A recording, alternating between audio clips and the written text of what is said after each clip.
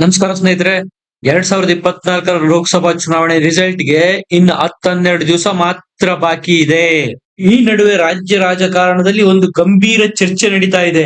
ಕಾಂಗ್ರೆಸ್‌ಗೆ ಸಂಬಂಧಪಟ್ಟಂತೆ ಒಂದೊಂದು ಕ್ಷೇತ್ರಕ್ಕೂ ಸಹ ಒಬ್ಬೊಬ್ಬ ಸಚಿವರನ್ನು ಉಸ್ತುವಾರಿಯಾಗಿ ನೇಮಿಸಲಾಗಿತ್ತು. ಆ ಎಂಪಿ ಕ್ಷೇತ್ರನ ನೀವು ಗೆದ್ದುಕೊಂಡು ಬರಲೇಬೇಕು ಅನ್ನುವಂತ ಉದ್ದೇಶ ಇಟ್ಕೊಂಡು ಕಾಂಗ್ರೆಸ್ ಪಕ್ಷ ಪ್ರತಿ ಕ್ಷೇತ್ರದಲ್ಲೂ ಉಸ್ತುವಾರಿಗಳನ್ನು ನೇಮಿಸಿತ್ತು.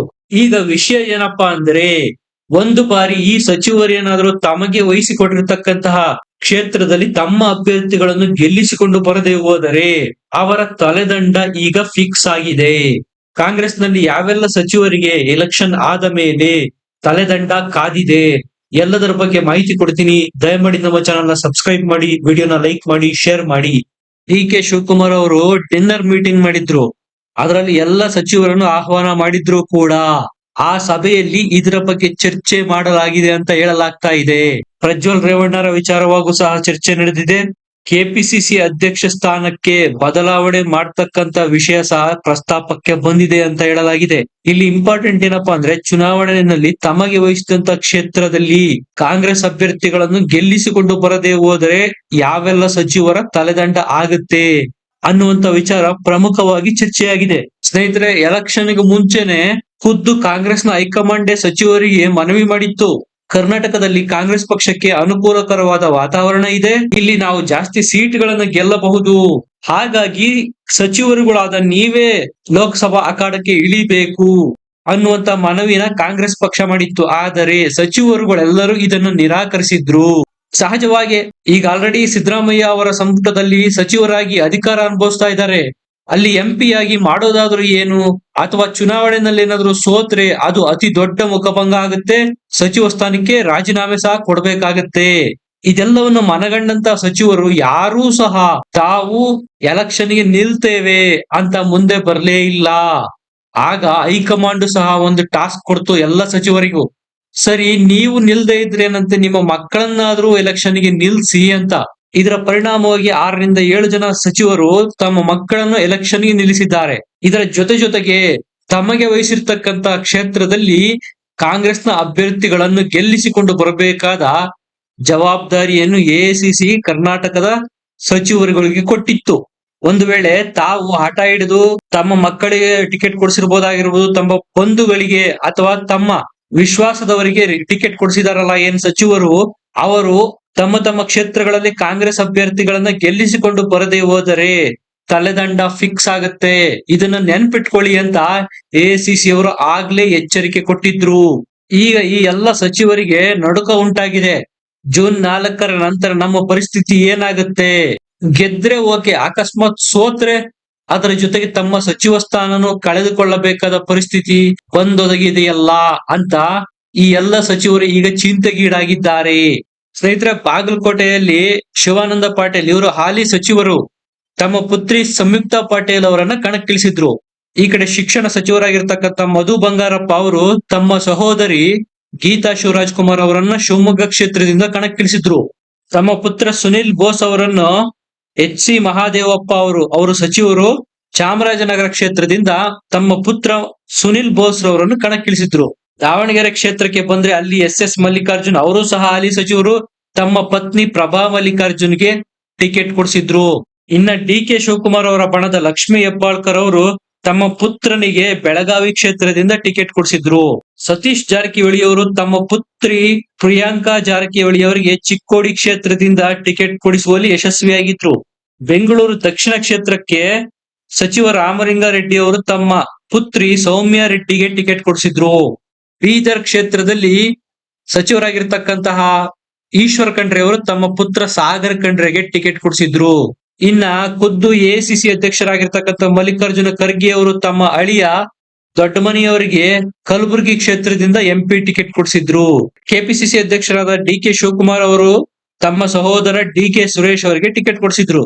ತುಮಕೂರಲ್ಲಿ ಪರಮೇಶ್ವರ್ ಅವರು ಮುದ್ದು ಹನುಮೇಗೌಡರಿಗೆ ಟಿಕೆಟ್ ಕೊಡಿಸಿದ್ರು. ಚಲುವರಾಯ ಸ್ವಾಮಿ ಅವರು ಮಂಡ್ಯದಲ್ಲಿ ಸ್ಟಾರ್ ಚಂದ್ರು ಅವರಿಗೆ ಟಿಕೆಟ್ ಕೊಡಿಸಿದ್ರು. ಸ್ನೇಹಿತರೆ, ಸುಮಾರು 10-12 ಜನ ಸಚಿವರೇನು ತಾವು ಪಟ್ಟು ಹಿಡಿದು ತಮ್ಮ ಸಂಬಂಧಿಕರಿಗೆ, ಮಕ್ಕಳಿಗೆ, ಬಂಧು ಬಳಗದವರಿಗೆ ಟಿಕೆಟ್ ಕೊಡಿಸಿದ್ದಾರೆ.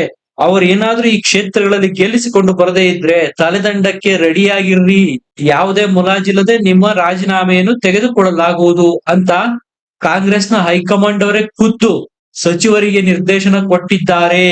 ಇದು ಈಗ ಸಚಿವರಿಗೆ ಟೆನ್ಷನ್ ತಂದಿರೋದು. ಹಾಗಾದ್ರೆ ಪ್ರಭಾವಿ ಸಚಿವರು ಯಾರೆಲ್ಲ ತಮ್ಮ ಮಕ್ಕಳು ಅಥವಾ ಸಂಬಂಧಿಕರನ್ನು ಕಣಕ್ಕಿಳಿಸಿದ್ದಾರೆ ಅಲ್ಲೆಲ್ಲ ಗೆಲ್ಲುವ ಸಂಭವನೀಯತೆ ಇದೆಯಾ ಅಂತ ಯೋಚನೆ ಮಾಡಿದ್ರೆ ಸಾಧ್ಯತೆ ತೀರಾ ಕಡಿಮೆ ಅಂತಾನೆ ಹೇಳಬಹುದು. ಸ್ನೇಹಿತರೆ, ಕಾಂಗ್ರೆಸ್ ಅಧಿಕಾರದಲ್ಲಿರ್ತಕ್ಕಂತ ಅತಿ ದೊಡ್ಡ ರಾಜ್ಯ ಕರ್ನಾಟಕ. ಇದು ಬಿಟ್ರೆ ಬೇರೆ ಎಲ್ಲೂ ಸಹ ಕಾಂಗ್ರೆಸ್ ಇಷ್ಟು ದೊಡ್ಡ ಮಟ್ಟದ ಬಹುಮತ ಪಡೆದು ಅಧಿಕಾರಕ್ಕೆ ಬಂದಿಲ್ಲ ಈ ಸದ್ಯದ ಪರಿಸ್ಥಿತಿನಲ್ಲಿ. ಹಾಗಾಗಿ ಈ 10ರಿಂದ 12 ಜನರ ಸಚಿವರ ಲಿಸ್ಟ್ ಏನ್ ಕೊಟ್ಟೆ ಅದರಲ್ಲಿ ಎಲ್ಲರನ್ನು ಕೈ ಬಿಡುವ ಸಾಧ್ಯತೆಗಳು ಬಹಳ ಕಡಿಮೆ. ಹಾಗೆ ಬಿಟ್ಟಿದ್ದೆ ಆದ್ರೆ ಅದು ಬಂಡಾಯಕ್ಕೆ ಕಾರಣ ಆಗಿ ಸರ್ಕಾರದ ಭವಿಷ್ಯಕ್ಕೂ ಕುತ್ತಾಗಬಹುದು. ಪ್ರಭಾವಿ ಸಚಿವರಾಗಿರ್ತಕ್ಕಂಥ ಸತೀಶ್ ಜಾರಕಿಹೊಳಿ ಅವರು, ಲಕ್ಷ್ಮೀ ಹೆಬ್ಬಾಳ್ಕರ್ ಅವರು, ಎಚ್ ಸಿ ಮಹದೇವಪ್ಪ ಅವರು, ಚಲುವರಾಯಸ್ವಾಮಿ ಅವರು ಇಂತಹ ಪ್ರಭಾವಿ ಸಚಿವರನ್ನು ಬಿಟ್ಟು ಉಳಿದ ಸಚಿವರಿಗೆ ತಲೆದಂಡ ಫಿಕ್ಸ್ ಅಂತ ಹೇಳಲಾಗ್ತಾ ಇದೆ.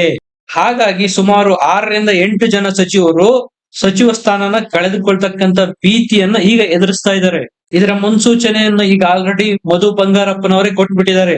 ನಾನು ಬೇರೆ ಪಕ್ಷದಿಂದ ಬಂದಿದ್ರು ಸಹ ಸರ್ಕಾರ ನನ್ನನ್ನು ಗುರುತಿಸಿ ಮಂತ್ರಿಯನ್ನಾಗಿ ಮಾಡಿದೆ, ಮಂತ್ರಿ ಸ್ಥಾನ ಇವತ್ತಿರಬಹುದು ನಾಳೆ ಹೋಗಬಹುದು ಅನ್ನುವ ಮೂಲಕ ಪರ್ಫಾರ್ಮೆನ್ಸ್ ಮಾಡದೇ ಇದ್ರೆ ಸಚಿವ ಸ್ಥಾನಕ್ಕೆ ಕೂತಿದೆ ಅನ್ನುವುದನ್ನು ಸ್ವತಃ ಮಧು ಬಂಗಾರಪ್ಪ ಅವರೇ ಒಪ್ಪಿಕೊಂಡಂತಾಗಿದೆ. ಬಾಗಲಕೋಟೆನಲ್ಲಿ ತಮ್ಮ ಪುತ್ರಿಯನ್ನು ಕಣಕ್ಕಿಳಿಸಿರ್ತಕ್ಕಂತಹ ಶಿವಾನಂದ ಪಾಟೀಲ್ರು, ಬೆಂಗಳೂರು ದಕ್ಷಿಣದಲ್ಲಿ ಏನಾದ್ರು ರಾಮಲಿಂಗಾರೆಡ್ಡಿ ಅವರು ತಮ್ಮ ಪುತ್ರಿಯನ್ನು ಗೆಲ್ಲಿಸಿಕೊಂಡು ಬರದೆ ಹೋದರೆ ಅವರು ಸಹ ತಲೆದಂಡಕ್ಕೆ ಒಳಗಾಗಬೇಕಾದ ಪರಿಸ್ಥಿತಿ ಇದೆ ಅಂತ ಹೇಳಲಾಗ್ತಾ ಇದೆ. ಮಧು ಬಂಗಾರಪ್ಪ ಅವರಂತೂ ಆಲ್ರೆಡಿ ಒಪ್ಕೊಂಡ್ ಬಿಟ್ಟಿದ್ದಾರೆ. ಪಕ್ಷ ಯಾವುದೇ ನಿರ್ಧಾರ ತೆಗೆದುಕೊಂಡ್ರು, ಸಚಿವ ಸಂಪುಟದಿಂದ ಕೈ ಬಿಟ್ರು ಸಹ ನಂದೇನು ಅಭ್ಯಂತರ ಇಲ್ಲ ಅಂತ. ಯಾಕಂದ್ರೆ ಅವರಿಗೆ ಆಲ್ಮೋಸ್ಟ್ ಆಲ್ ಕನ್ಫರ್ಮ್ ಆಗಿ ಹೋಗಿದೆ ಶಿವಮೊಗ್ಗ ಕ್ಷೇತ್ರದಿಂದ ಗೆಲುವು ಕಷ್ಟ ಅಂತ. ತಾವೇ ನಿಲ್ಲಿ ಅಂತ ಸ್ವತಃ ಕಾಂಗ್ರೆಸ್ನ ಹೈಕಮಾಂಡ್ ಅವರೇ ಬೇಡಿಕೊಂಡ್ರು ಸಹ ಸಚಿವರು ಯಾರು ಅದನ್ನು ಪುರಸ್ಕರಿಸಲಿಲ್ಲ. ತಮ್ಮ ಮಕ್ಕಳಿಗೆ ಟಿಕೆಟ್ ಕೊಡಿ, ತಮ್ಮ ಮಾವ ಅಥವಾ ಅಳಿಯನಿಗೆ ಟಿಕೆಟ್ ಕೊಡಿ ಅನ್ನುವಂತ ಬೇಡಿಕೆಗಳನ್ನಿಟ್ಟು ಟಿಕೆಟ್ ತೆಗೆದುಕೊಂಡು ಬಂದಿದ್ರು. ಇಷ್ಟೆಲ್ಲಾ ಮಾಡಿರ್ತಕ್ಕಂತ ನೀವು ಗೆಲುವಿಗಾಗಿ ಮಾಡಿದ್ದೇನು? ಕಾಂಗ್ರೆಸ್ ಅಭ್ಯರ್ಥಿಗಳು ಗೆಲ್ಲದೆ ಹೋದ್ರೆ ನಿಮ್ಮ ತಲೆದಂಡ ಫಿಕ್ಸು ಅಂತಕ್ಕಂತಹ ನೇರವಾದ ಎಚ್ಚರಿಕೆಯನ್ನ ಕಾಂಗ್ರೆಸ್ನ ಎಸಿಸಿ ಕೊಟ್ಟಿದೆ ಅಂತ ಹೇಳಲಾಗ್ತಾ ಇದೆ.